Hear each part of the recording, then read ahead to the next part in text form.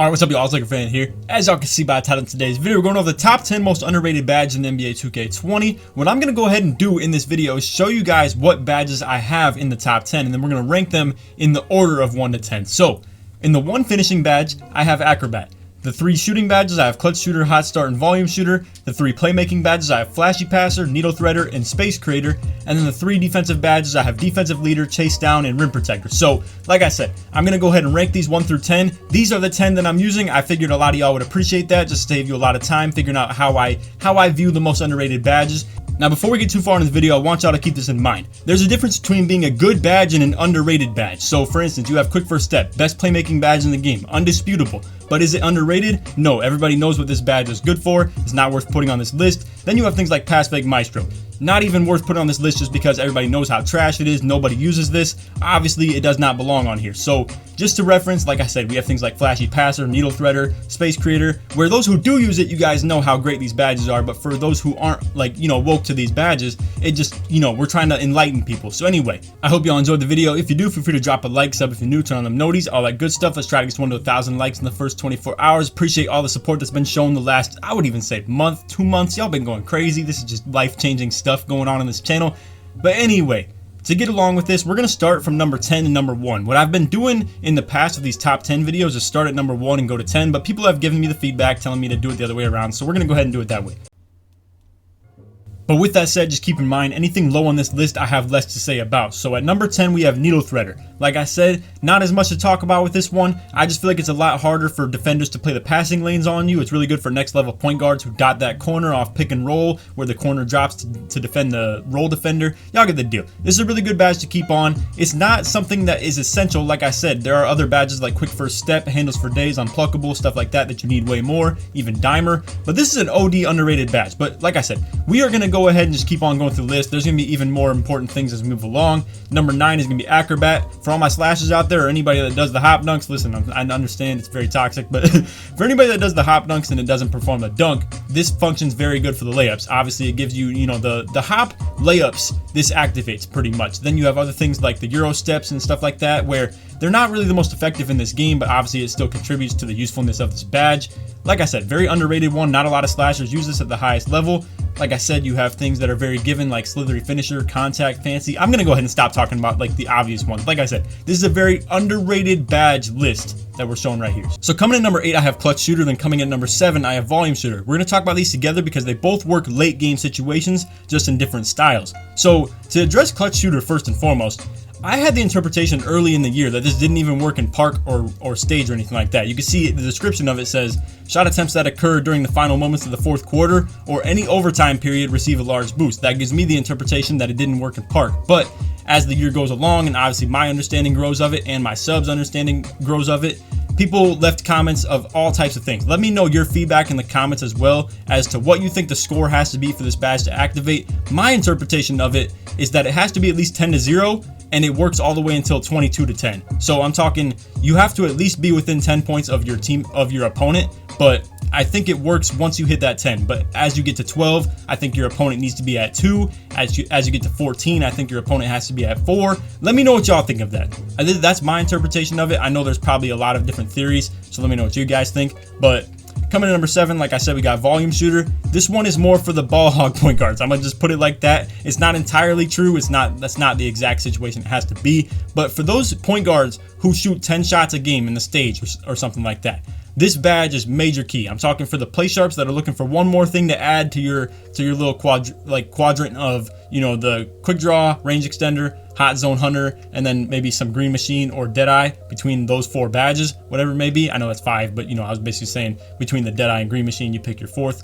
I think Volume Shooter is one that you should not sleep on, as well as we'll talk about this hot start pretty soon as well. But again, Volume Shooter is great for those point guards who put up a lot of shots. The more you shoot, the more you accumulate the boost, and it really works for the whole rest of the game. There's no downside to it or anything like that. It's not like a steady shooter where you lose something, or with hot start, once you miss, that's 4 badge points that you're lost on if you have it on Hall of Fame. But anyway, moving along to number 6, we have Defensive Leader. I feel like people be sleeping on this badge as far as if you have the ability to have it, if you're a lockdown, and I myself even sleep on this, where I have 21 defensive badge points, and when I play in the stage, I don't even bring it. Now, that doesn't mean that I diminish the value of it. It's just my, needed versatility is pretty important. And I can't wait to hit legend either, so I can actually run this badge on Hall of Fame. So the whole key to this badge is the fact that you can see your opponent's shot percentage, and that's not exactly the true shot percentage that they're gonna make. I've been told that's their green percent of like how likely they are to hit it, but even at that, there's dudes that have like 1% green percent chance and they green like 3 shots in a row. Long story short, it helps you identify your opposing like builds pretty much. So let's say if you know this stuff like in and out, you'll know that a pure locks percent from the corner is pretty much like 4, right? That is what it indicates. Then a play locks percent is pretty much like 31.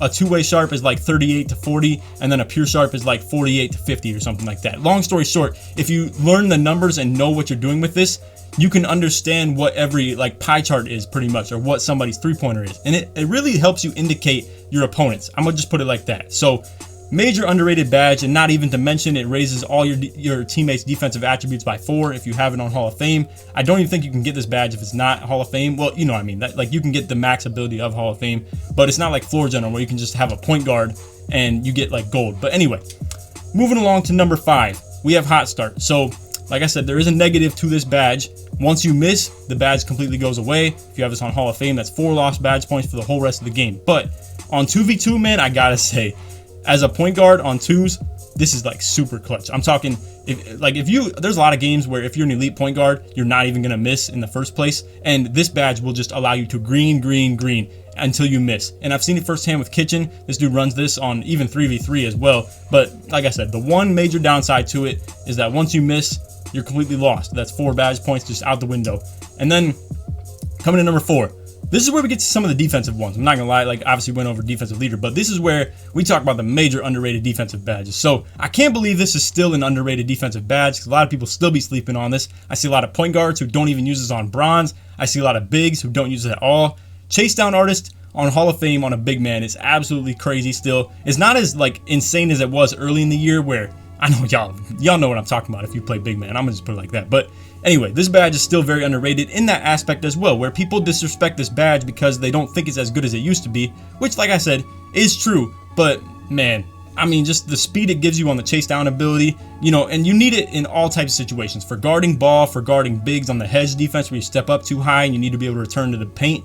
It's super important. I'm gonna just put it like that. Coming to number 3, we got Space Creator. If you've seen this badge used properly with Ticino's Shot Creator, you guys know this thing is crazy. It breaks ankles, it gives you separation and ability to get open on those, as well as the fact that you break ankles as well, way better than you even do with Ankle Breaker. It's really crazy and honestly like stupid to me in the first place, but you break ankles off snatchbacks in this game because of Space Creator. It's not because of Ankle Breaker. I want y'all to really understand that. It's so dumb. It really is so dumb. And maybe you do get some off Ankle Breaker as well, but I just want you guys to know, if you use Space Creator instead of Ankle Breaker and you don't use any Ankle Breaker at all, you can still get ridiculous amounts of snatchback Ankle Breakers with just Space Creator on. But anyway, again, this badge is used really well. Even my Pure Slasher, as far as like shrugging people off of me, when somebody plays me too tight and I have 70 ball control, you can still just absolutely push people off of you, and you guys have seen it if you watch the mixtapes. You can break ankles with this stuff, regardless of your ball handling ability, as long as you don't fumble the ball off of the hop jumper animation itself, which, like I said, just requires 70 ball control. So again, it works for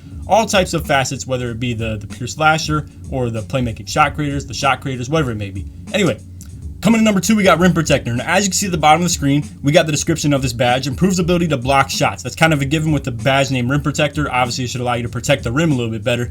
But as you move further and further to the right on this description, becomes even more and more misunderstanding of the community on this badge. So, you can see, gives boost to the takeover meter for blocker. A lot of people don't even know that. I've seen so many comp locks and rim protectors not even know the higher level you put this badge, the more takeover you get. And on top of that as well, it gives your teammates takeover. So for every block that you get, the higher level the badge, the more takeover you and your teammates get, and the higher level the badge, the more likely you are to block shots as well.